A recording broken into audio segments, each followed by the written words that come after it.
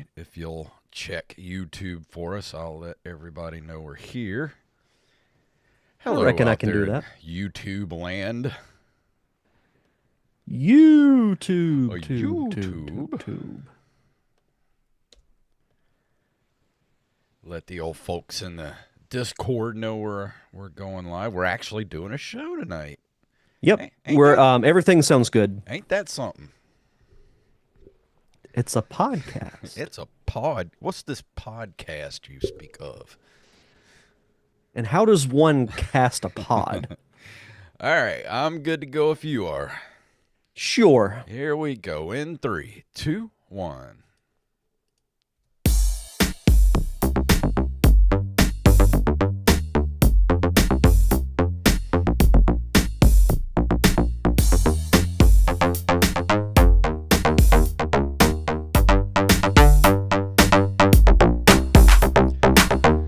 Greetings, programs, and yes, I am back from the dead. My name is Jason Robbins. And my name is Derek Diamond. Whew, last week was hell. I'll tell you that much. Yeah, we were just talking before we started. Yeah, the flu is no joke. It is all the stories have not been exaggerated when it Yeah. comes to the flu. If you're out there and you have not gotten the flu yet, please go get a flu shot. I implore you, because you do not want to mess with this flu. It is not playing around. It will. I felt like I got power bombed by I don't know who does the worst power bomb. Oh, Kevin Nash had a pretty good power bomb, Yeah, I and he feel was like like 7 feet tall. So. Kevin Nash times 3 is what I got. What I felt Oof. like getting power bombed. Oof. Yeah, it ain't great. That's for sure. I didn't want to say this, but whenever you mentioned you had the flu, I'm like, yeah, we won't be doing a podcast, because I remember how I felt when I had it.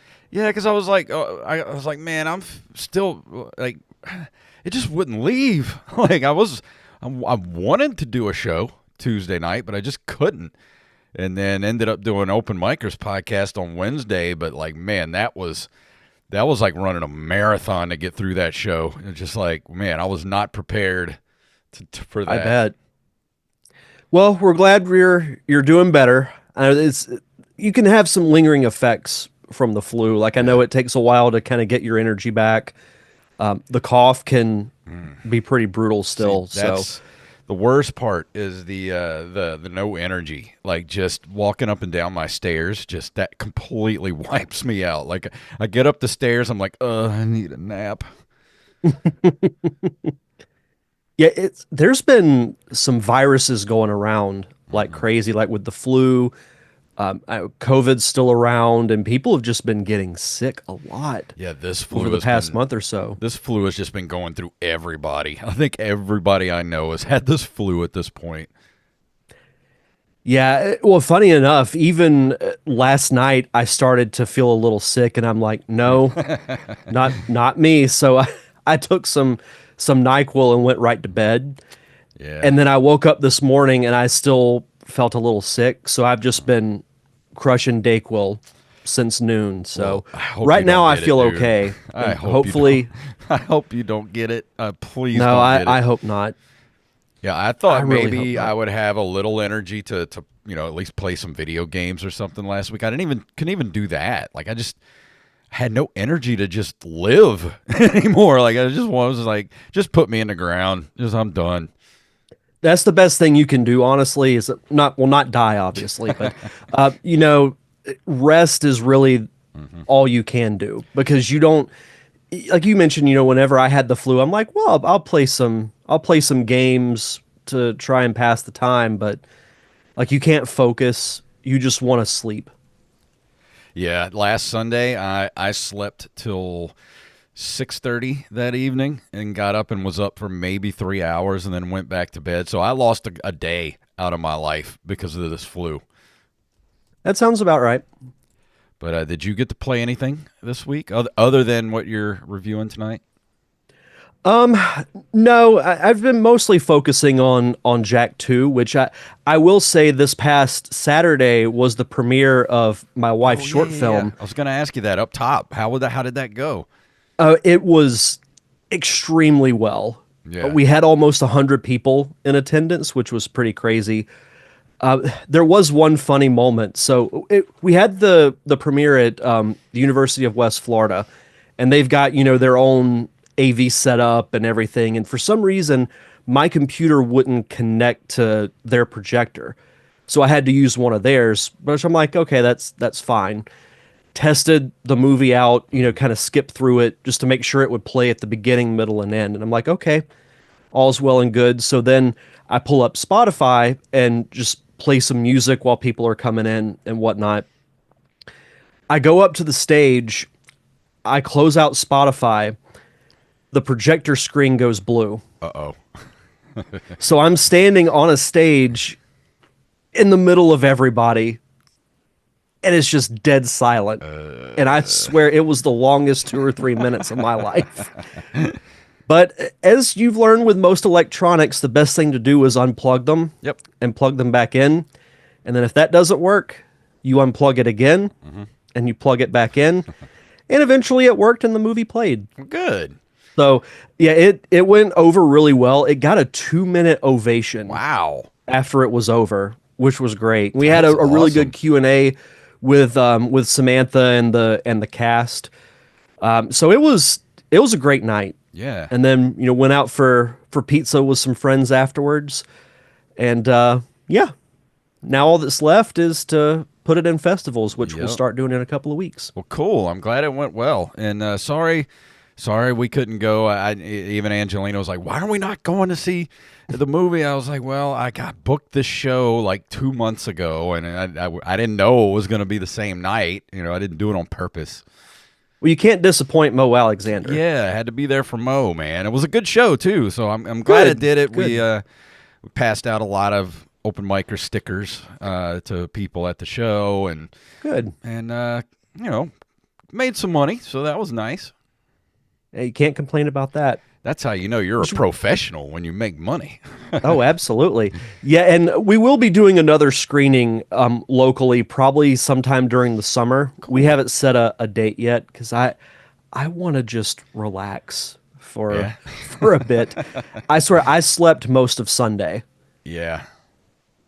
It was just, I don't think blame I you. woke up at like 6 and then fell asleep on the couch because the Royal Rumble was Saturday night, so I didn't get to watch it live. Yeah. So I watched part of it that morning, then fell back asleep at like 10 o'clock, slept till about 11:30, then watched the rest of it, and then I went to bed probably at like 8:30 or 9. Yeah.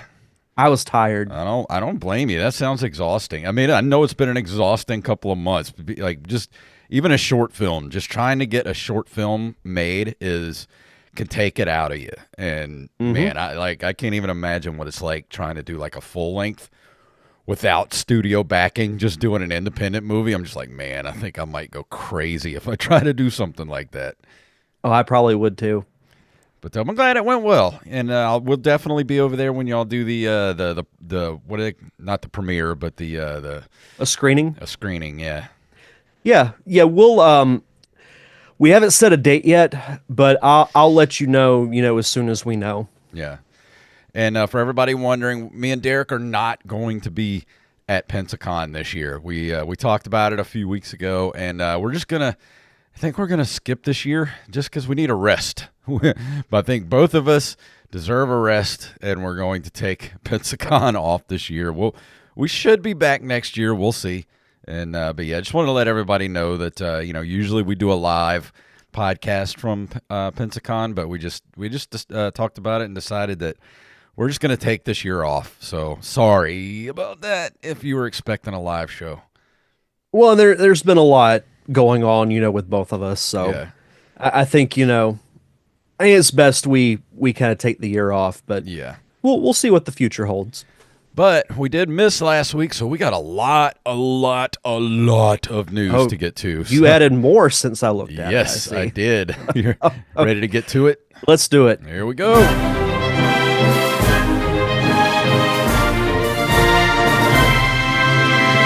tonight's stories were provided to us by Mr. Armiz Jackson, and I am the Rampage.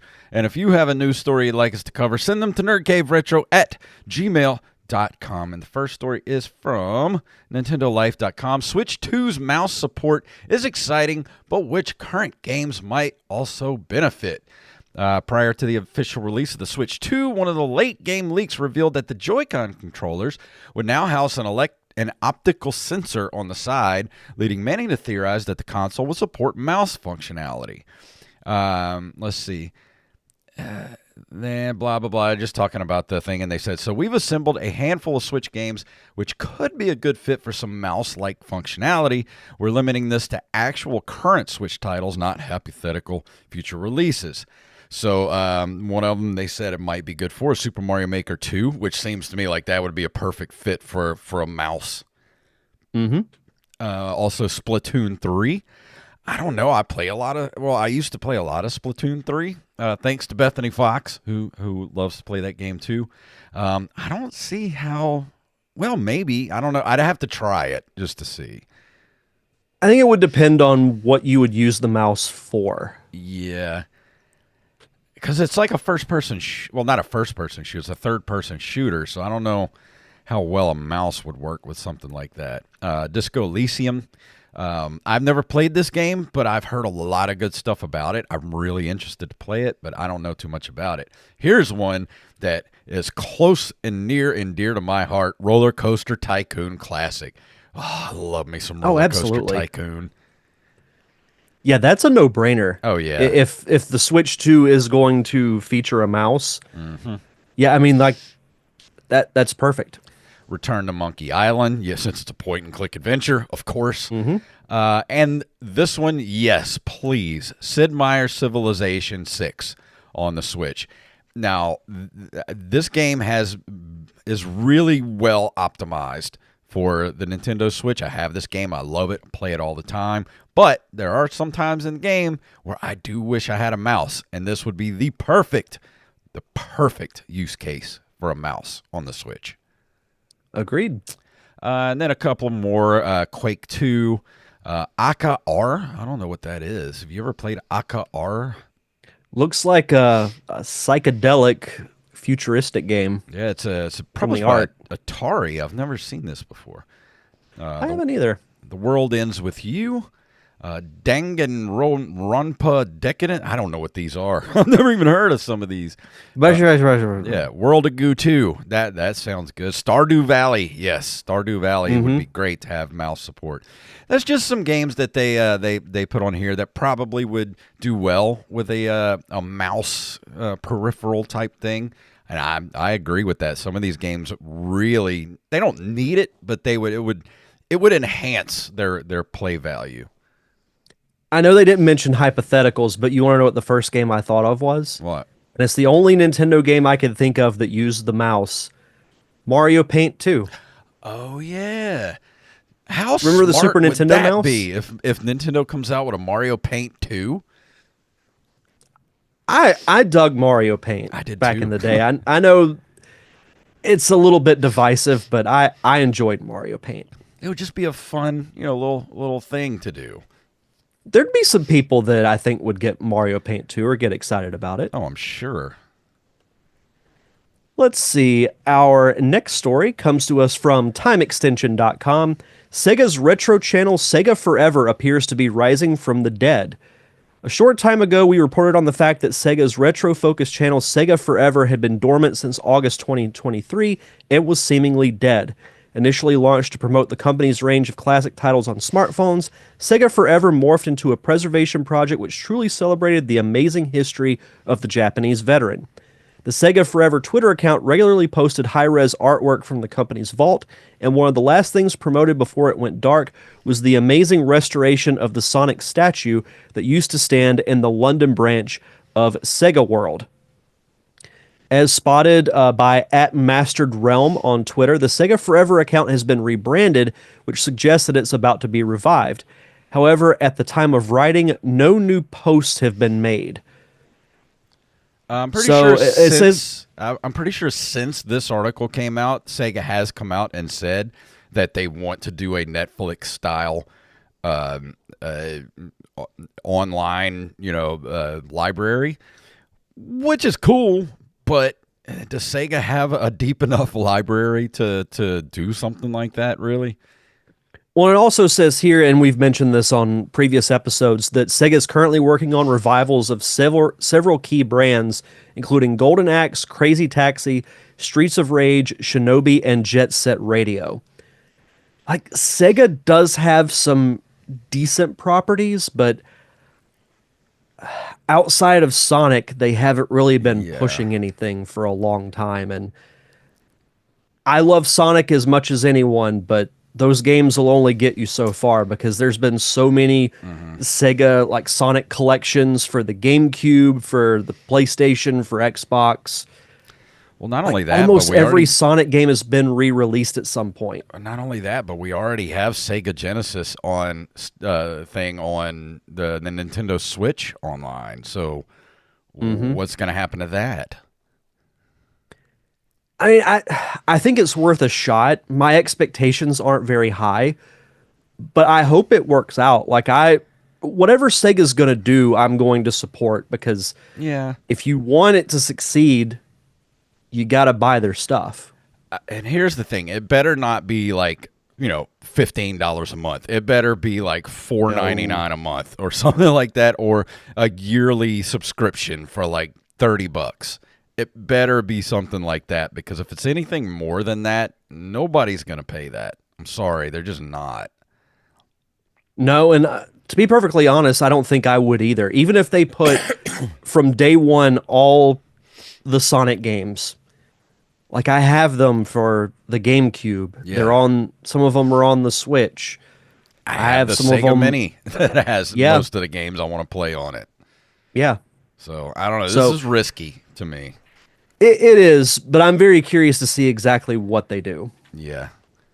Let's see. Yeah, Nick in the chat room said I'd pay at most 10. Even that's pushing it for me. I mean, I'm already paying, all the subscription services we have now, plus Game Pass I'm paying for.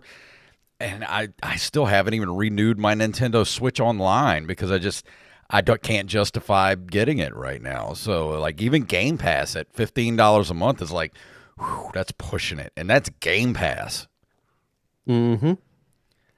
But this next story is from NintendoLife.com. They do a mini review of Taito Milestones 3, Third Time's a Charm. The Taito Milestone series has already witnessed 2 collections, but the odd thing with the series is that the quality has arguably improved with each offering rather than diminishing as the best games are featured early on. That sense of progression continues with Taito Milestones 3, which has perhaps the best selection of Taito games seen so far. It's actually remarkable that a solid gold classics like Bubble Bobble, Rainbow Islands, and Rastan have been held back until the 3rd volume. That is weird to me. But here they all are. In fact, you get the entire Rastan saga, including the Sublime Warrior Blade, which uses the same ultra-wide screen setup as Darius 2. Let's see. Also on there is Kadash, the Runark, let's see, Thunder Fox. It's a fun word to say. Yeah, it's Runark, Thunder Fox, Dead Connection, Champion Wrestler, a grappler from 1989 that features Rastan as a playable character. It's perfectly serviceable, but pales when compared to later examples of the genre, such as WWF Superstars and WrestleFest. This looks like a really good, I've always been interested into Taito Milestones, but this one looks like the one to get right here. Like they said, how did they hold back Bubble Bobble until the 3rd one? Yeah, you'd think they'd release that right out of the gate. That should have been on number 1. Yeah, like that's the first game you announce for number 1. Yeah, exactly. But if there's one Taito game everybody knows, it's Bubble Bobble. But I mean, this is a pretty good library. So with Bubble Bobble, obviously, who doesn't like Bubble Bobble. Yeah. But even some of these that I've never played actually sound kind of interesting, like Kadash. And I love how they describe it as the likable action RPG. Yeah. It's who doesn't want to play RPG? Yeah, who doesn't want to play a likable game? I hate likable games.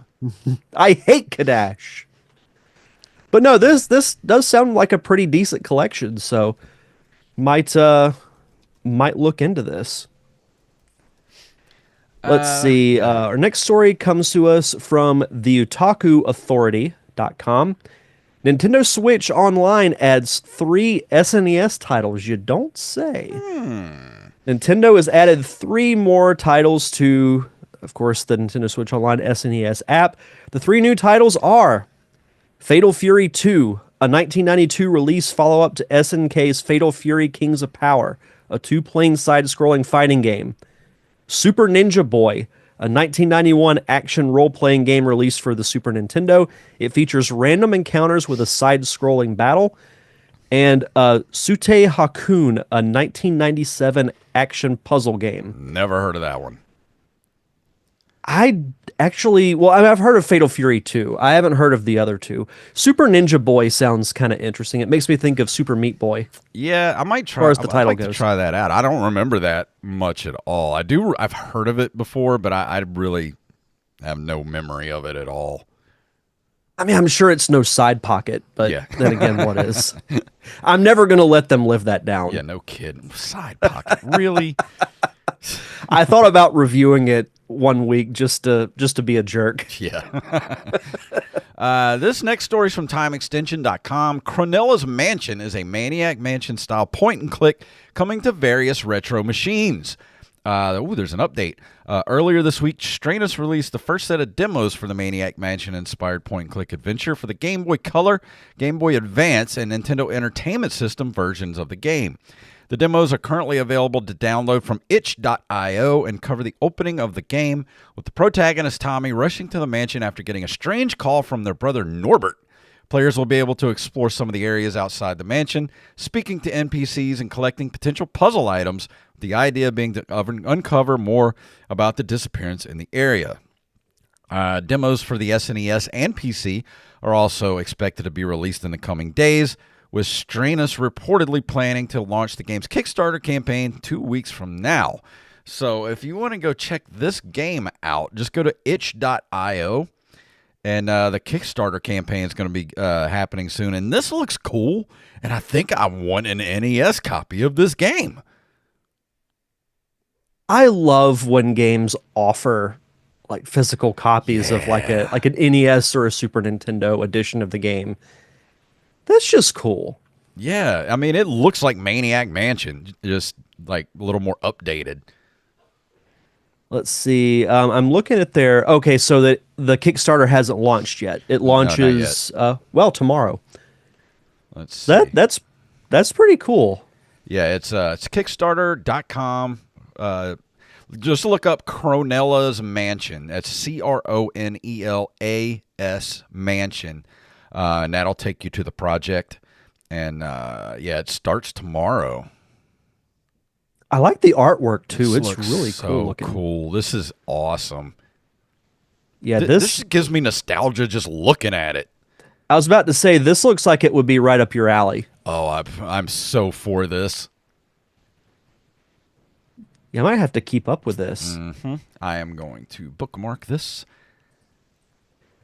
Let's see. Our next story comes to us from gamingbible.com. I love that site name. Yeah. A Nintendo Switch Online price hike has come as a shock to users, but not to the host of the Nerd Cave Retro podcast. Any homeowner or subscriber to any service will be used to continuous price hikes. However, a recent Nintendo Switch Online increase has still come as a surprise to many. Much like PlayStation Plus and Xbox Game Pass, the Nintendo Switch Online subscription service not only allows customers to play games online, but offers additional perks such as a library of video games to play when they please, discounts, and more. Let's see. Both Nintendo Switch Online tiers are reasonably priced, with the basic tier costing at $17.99. I'm assuming this is pounds. Yeah. A year, and the expansion pack tier at $34.99 with additional charges to make a family account. I don't know if we've talked about this, but Nintendo introduced their own music app called Nintendo Music. Oh, I haven't heard of that. I downloaded it when I first heard about it. The library is a little bare, but they do still have some good stuff on it. I haven't heard of this. It was kind of fun driving down the road the other day listening to the Super Mario Kart soundtrack. I'm not gonna That's lie. cool. Yeah. Let's see. As reported by Centro Pokemon, the Nintendo Switch Online subscription service is about to get more expensive in select territories. More specifically, Argentina, Brazil, Chile, Colombia, Mexico, and Peru have all been confirmed to see a 25% price increase. That's hefty. Reportedly, at the time of this writing, Nintendo has not given an official explanation for the price hike. It's also unknown if the Nintendo Switch Online is going to get more expensive for other regions across the world, but it might be safe to assume that we could all see an increase with the launch of the Switch 2 on the horizon. Yeah. And Nick in the chat room said he mentioned it in the Discord months ago. So I don't know if this is going to come to America. I mean, eventually, I imagine Nintendo's going to raise their prices. And if they do, 25% is quite a hefty hike. Yeah. Like, I could see 10, maybe 15, but 25 is a lot. Yeah, and it's already, I mean, expensive to get the whole thing. I mean, $60 ain't bad for a year, but, you know, trying to pay it all at once these days is like, that's a whole game. You know, it's like, do I want to get Nintendo Switch Online? Am I going to play it? Or do I want to just get an individual game? Like it's, you know, it's not, you can't just throw down $60 on a whim anymore. Mm-hmm. But I think this is our last story here. Let's see. NintendoLife.com. Nintendo expands Switch's online library with Namco classic Ridge Racer 64. And a new Switch Online N64 game library update. Nintendo has added the Namco title Ridge Racer 64. Was originally released in 2000. This arcade classic takes you on a fast-paced races across 3 different environments for a total of 9 courses. Dive right in with quick play to race 3 laps around the Revolution Novice course or take on Grand Prix and choose any available track to test your skills. Were you a fan of Ridge Racer back in the day? Funny enough, I never played Ridge Racer. Really? Mm-mm. I remember it. I remember it quite well, actually, but no, never picked it up. But yeah, let's see. Apart from this, Japan's mature N64 app for the Switch Online expansion pack server this week added Turok and Turok 2. Why is that considered mature? You're killing dinosaurs. I don't know. I don't know. I guess dinosaur violence is frowned upon. I guess. I don't know. That's weird. Yeah. I like Turok, though. I remember I had Turok for the Nintendo 64 back in the day. I always think of the arcade version of Turok. I don't think I ever played it in the arcade. I didn't even know it had an arcade version until like a couple of weeks ago. Yeah, it was pretty fun. There used to be one funny enough, at the Chuck E. Cheese when I was a kid. I remember the Turok machine, and it was a lot of fun. There was always somebody playing it. So they had mature game Turok at the Chuck E. Cheese. They did. Wow. I don't know how it was a different time back then. Yeah, it was. But that brings us to the end of the news. And since we had so much news, we're going to skip video game history for this week. And Derek, before we go into the review, do you want to do our Patreon shout-outs? I suppose so. As always, we like to shout out our awesome patrons over at patreon.com/nerdcaveretro. We want to shout out Romualdo Marquez, Mr. Wally Phelps, Brian Piotrowski, Nick W., Eld the Zombie, Yup Fed, a.k.a. Knife, James, a.k.a. at Jimbo Jr., Raven, Danny House, Justin Nispel, Daniel Salmon, Mr. B-Res Coffee himself, Mike Eveland, Tyler Watson, Axblade07, Armez Jackson, Carlos Longoria, a.k.a. I am the Rampage. Don't spoil it yet. Staff Sergeant Sketch, Gus and Penny, Matthew Salmon, Mr. Joey Potato, and of course...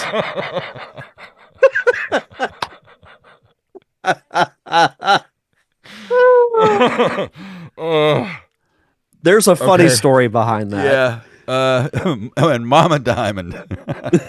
Donna Diamond. So you can correct me if I'm wrong. So our friend Joey Image, he got a voicemail and he screen capped the transcript. and they said his name as Joey Potato. I couldn't So stop that's what he is laughing now. all day long. I kept laughing about Joey Potato.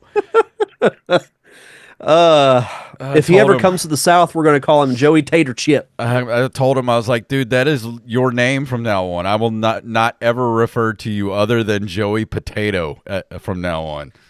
If he does stand-up comedy, that's got to be his stage name. Oh yeah, Joey Potato. And he could have like different kinds of potatoes as like his trademark. Like come up with a big thing of fries one time. Bring up oh god, I just thought of him bringing up like a giant bowl of mashed potatoes and just like eating them while he does his set. That's awesome. But yeah, for our back to our Patreon. Yeah, for as little as $1 a month, you get early access to our bonus episodes, which I know we didn't get to do one in January due to Jason being sick and really the last like 2 weeks of the month just being, pretty hectic. We didn't even talk about Snowmageddon. Yeah, I know, because I forgot we didn't even have a show afterwards. We talked about it on the Open Micers podcast, but we didn't get to talk about it here.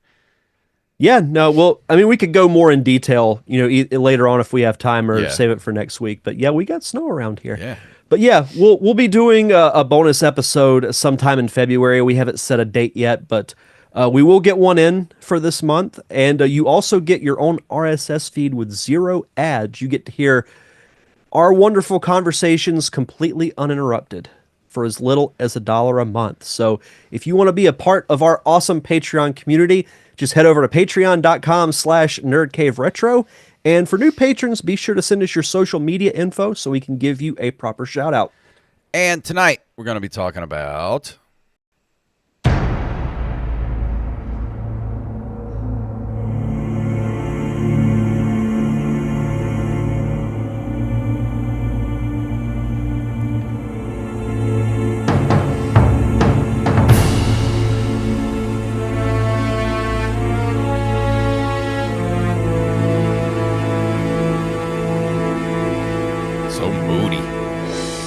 I love it. Definitely music you would not expect when you pop this game in, considering its predecessor. Yeah. So a while back on the show, I reviewed a pretty underrated platform game called Jak and Daxter: The Precursor Legacy. I was a big fan of that game whenever it first came out. As I mentioned, I think it's one of the most underrated platformers of all time. It was made by Naughty Dog, which at that point they were known for the Crash Bandicoot series. And then they come out with a sequel, and I was, of course, very excited about it. And much to my surprise, it is quite a bit different than its predecessor. The game I'm going to be talking about tonight is Jak II, which is an action-adventure platformer third-person shooter video game. I know that's a lot, but I will explain why in just a little bit. Developed by Naughty Dog and published by Sony Computer Entertainment for the PS2 in 2003. What was interesting about when this game came out, and we've talked about how games from like the 90s and even into the 2000s, you had a pretty big gap between like Japanese releases and US releases, and then, Europe, they'd sometimes get games like a year and a half after we did. Yeah. I always felt bad for them for that. But this game came out. I wonder why that was back then, because nobody, you don't have to worry about that today. I mean, if something gets released at the same time all around the world, but back then it was like we would watch all these cool games get released in Japan, and it's like, is it even going to come here? Mm-hmm. Still waiting on Mother 3. Yeah. It came out in North America October 14th of 2003, then came out in Australia the day after, and then in Europe 2 days after that on October 17th. So this is one of the first games I can remember that had kind of that close release window, which I thought was really cool. But as far as the game itself goes, I remember, like, I never completed the game when it first came out, but I did play it a pretty good amount, and I didn't have a ton of memory of it other than I remember it was drastically different. And I put in my notes here, as the kids would say these days, this game from the beginning hits different than the first one, because in the first game it's very much like your traditional 3D platformer collect-a-thon where you're collecting precursor orbs to kind of progress throughout the game in different areas on the island that you're in. Well, in the beginning of the game, Jak, Daxter, and the other characters from the game get sucked through this portal that they open. And they arrive at this place called Haven City, which is... It kind of feels a little bit like Mad Max when you're first in it. Like, you could tell that this is kind of like in a post-apocalyptic setting, you know, where you have that ruthless dictator that's ruling everything with an iron fist, and there's some kind of subliminal plot that you're trying to figure out from the beginning of the game.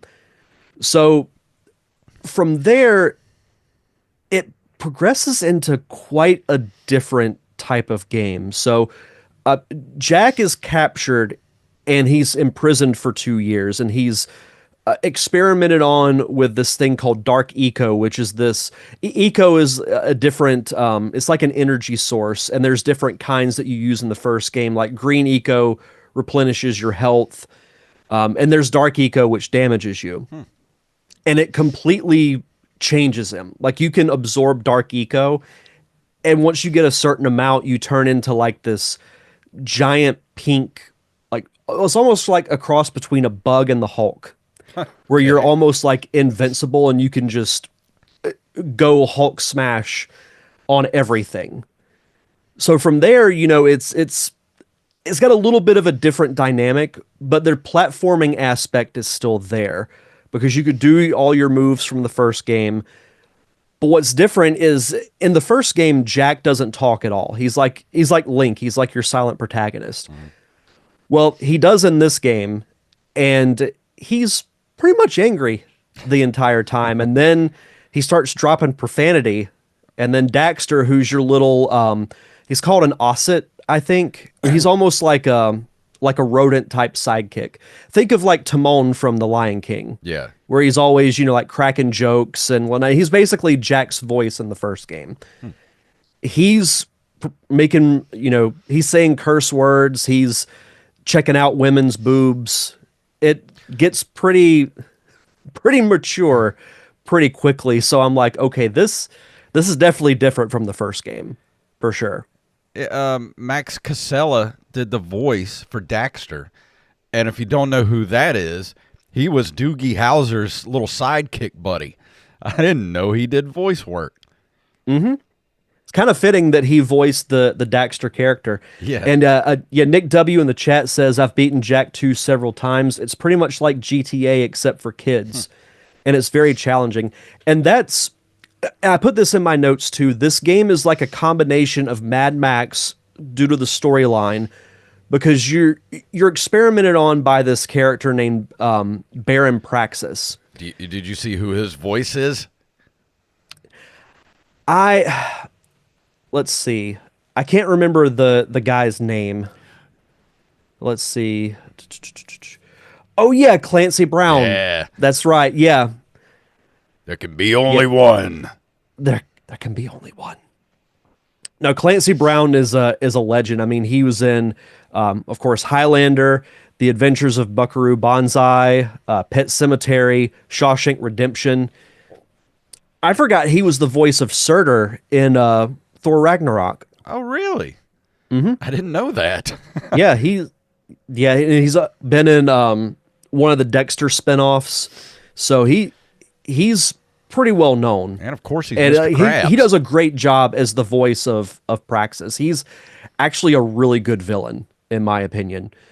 But yeah, the game is like a combination of Mad Max and Grand Theft Auto, because Haven City is almost like, you know, your Vice City or your San Andreas, where it's like your hub world.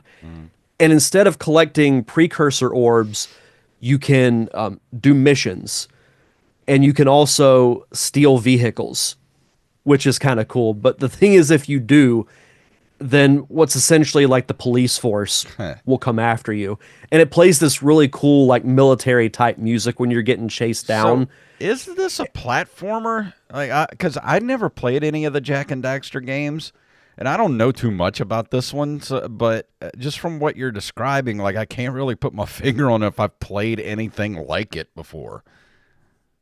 Do you remember when I was reviewing Star Fox Adventures and I criticized how it's essentially like a Zelda game, Yeah. but then at the end it completely negates all of that and you turn back into a traditional Star Fox game? Hmm.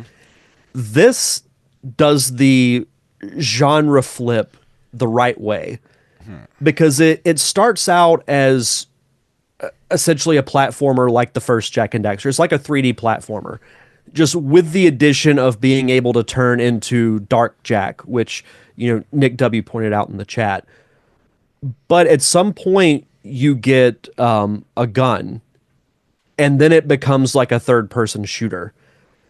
But it felt natural the way that it happens because of the setting of the game. Yeah. It does a good job of setting up that, hey, this, while it still takes place in this Jack and Daxter universe, it matures in a very like natural way. Like you don't start out with a gun. You just kind of evolve into that. And then it becomes more of a third person shooter with a little bit of platforming elements. And then you throw in the missions, you throw in the ability to steal vehicles. And what's cool is that there are different levels in which you can fly.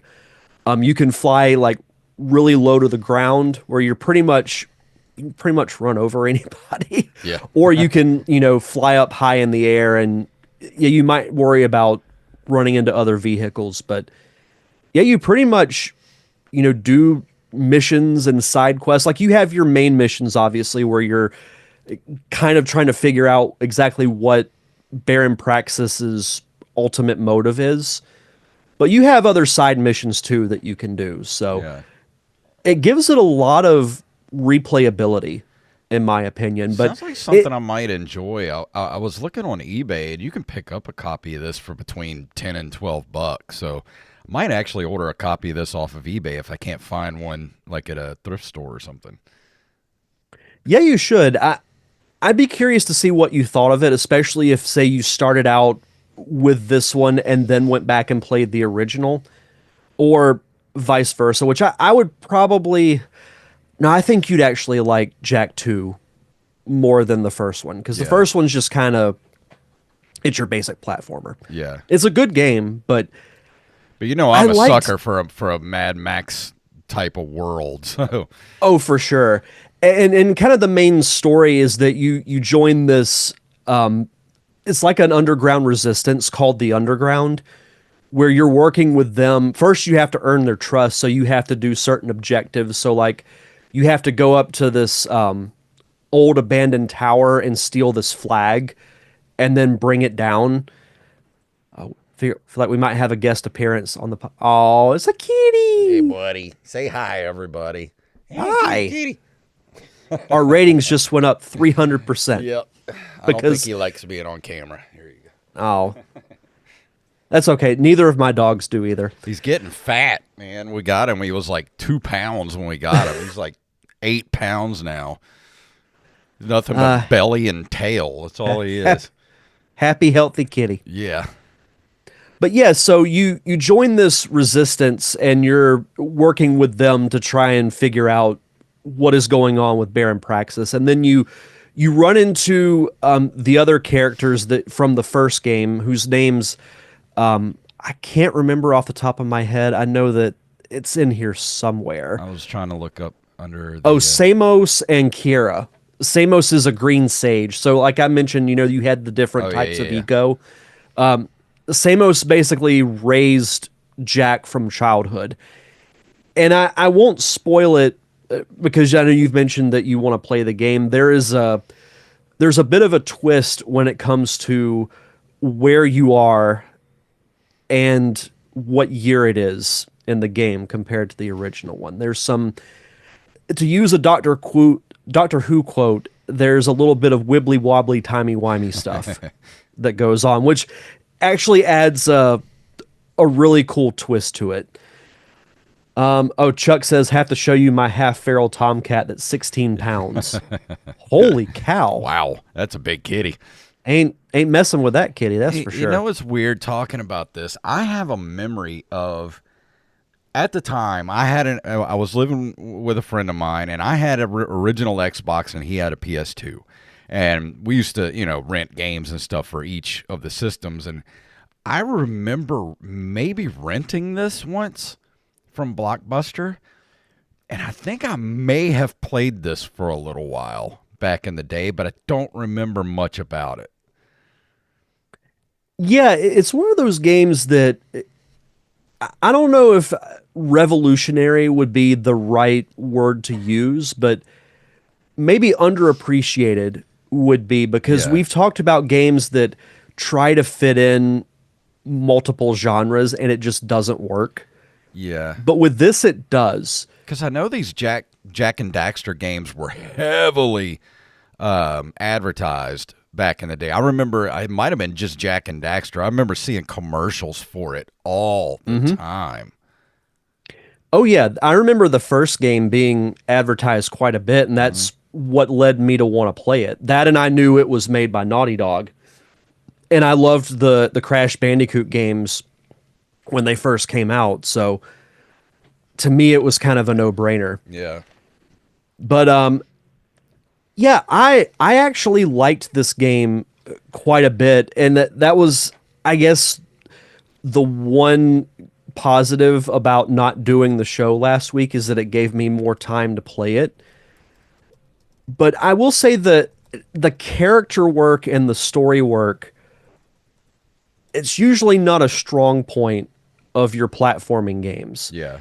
Like, I love a good Mario game, but even, well, I guess Mario 64 would have been the first one that kind of emphasized story. Yeah. It's just kind of, hey, this is what you got to do. Go do it. This has a like naturally progressing story that adds in some new twists along the way, and you really feel like you're watching a movie. It's actually really, really cool. 'Cause I think- And yeah, Nick says, I remember that stupid, insanely hard mission where you get the water seal. Some of the missions are, they're like frustratingly hard.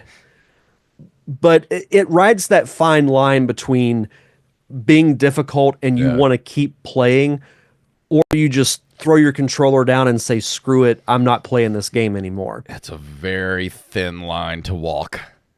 It is, but this game does it pretty well, I think.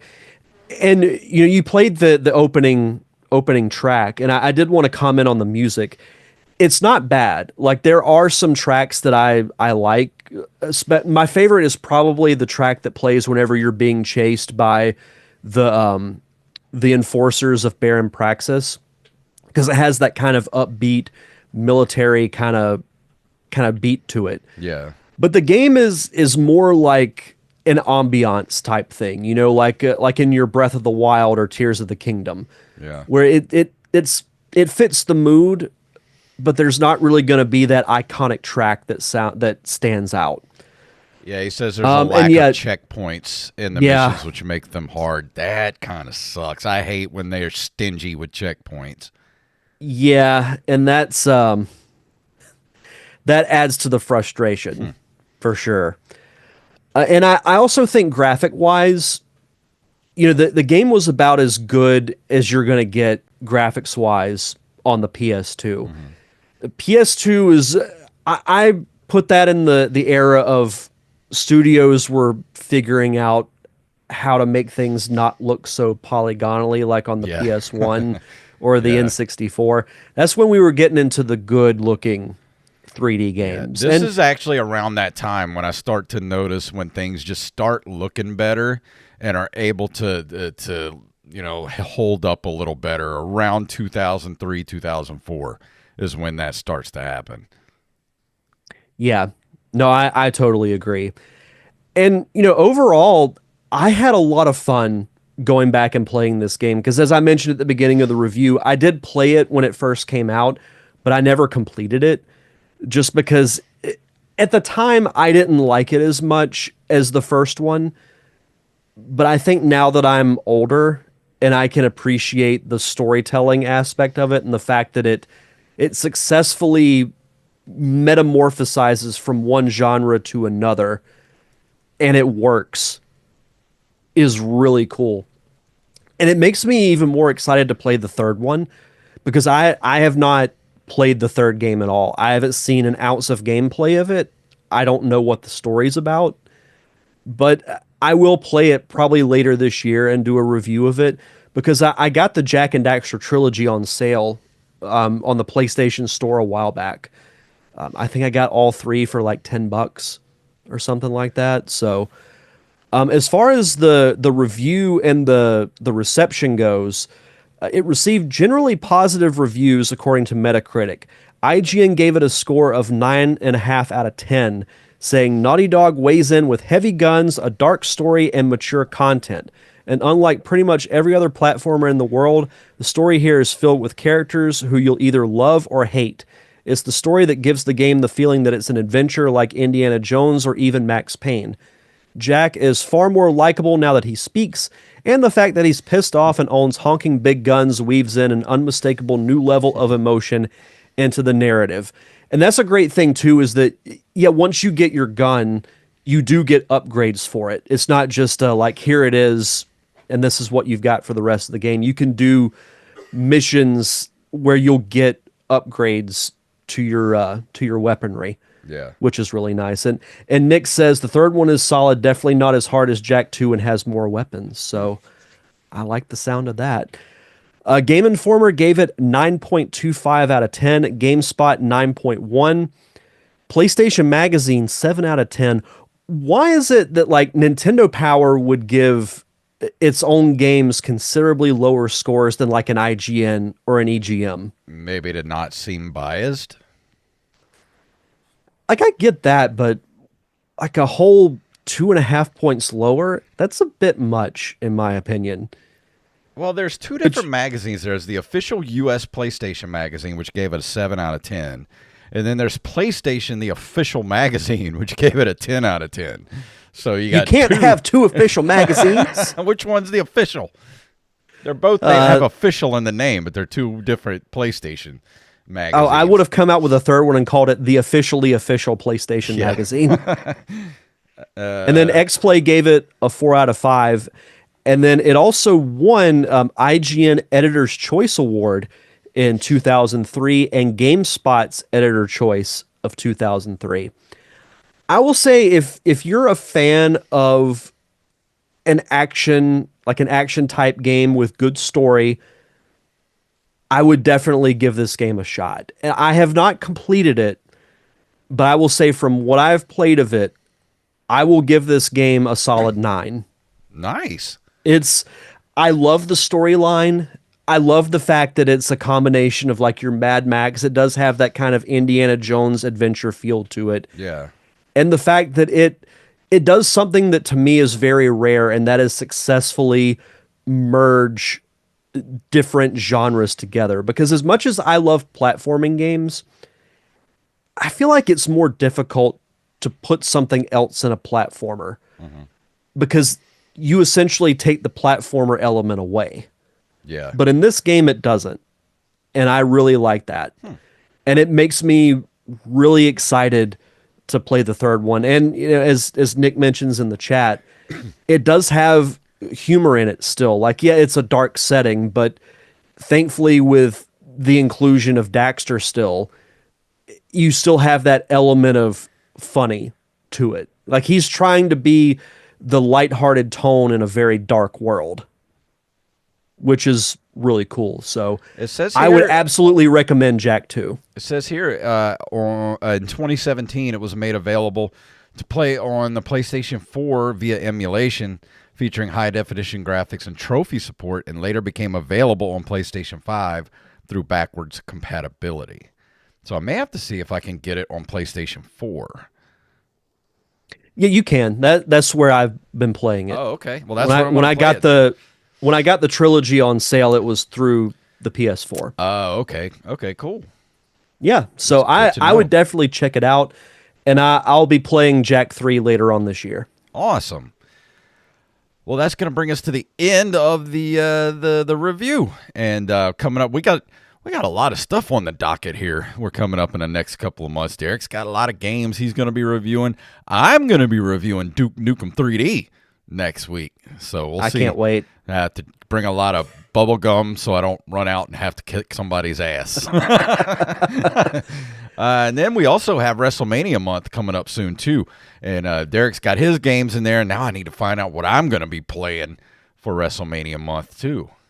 And I've got some funny stories for both of the games that I've chosen. So Awesome. it's coming up. I mean, the Royal Rumble just happened, and WrestleMania is a little later than it normally is. It's normally early April, but it's actually the 19th and 20th of April. So we've still got a bit until technically WrestleMania month, but I just wanted to go ahead and pick mine.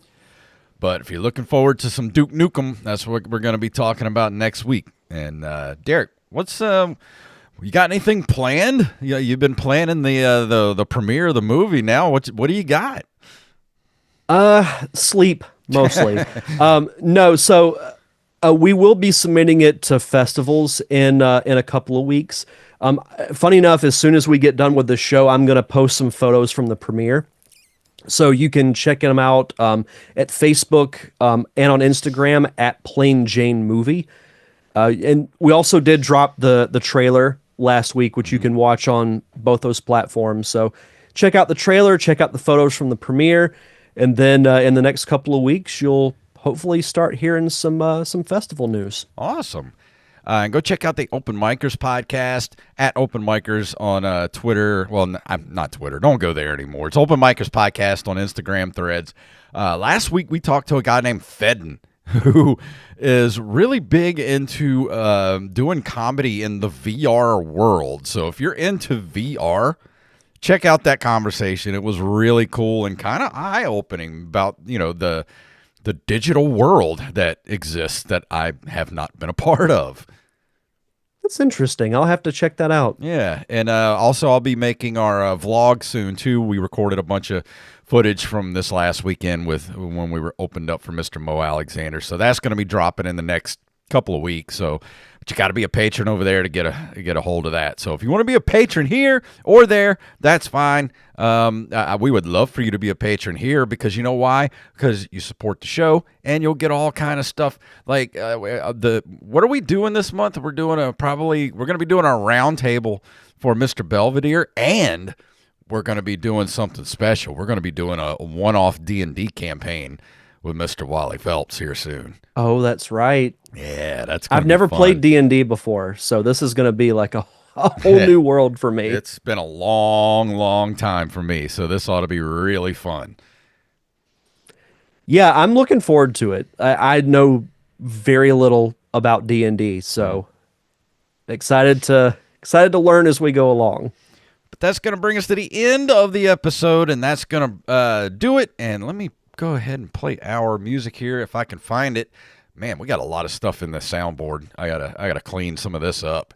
Here we go. All right, here we go. If you want to email us at nerdcaveretro@gmail.com. Nerdcaveretro.com is our link tree, and that takes you everywhere you need to go. All the socials, all the ways to give us money, and our merch shop. ncrmerch.com is where you need to go for t-shirts, hats, magnets, bags, mugs, whatever your nerdy heart desires.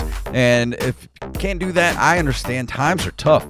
You're like, I don't have a buck to give you every month on Patreon. I can't afford a t-shirt. That's fine.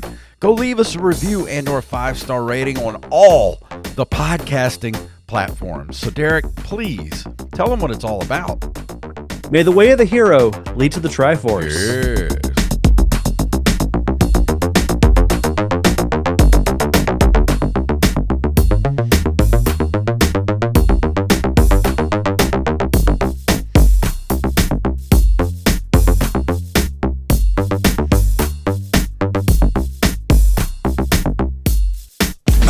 Freeze. Learn it well, for it's the chilling sound of your doom.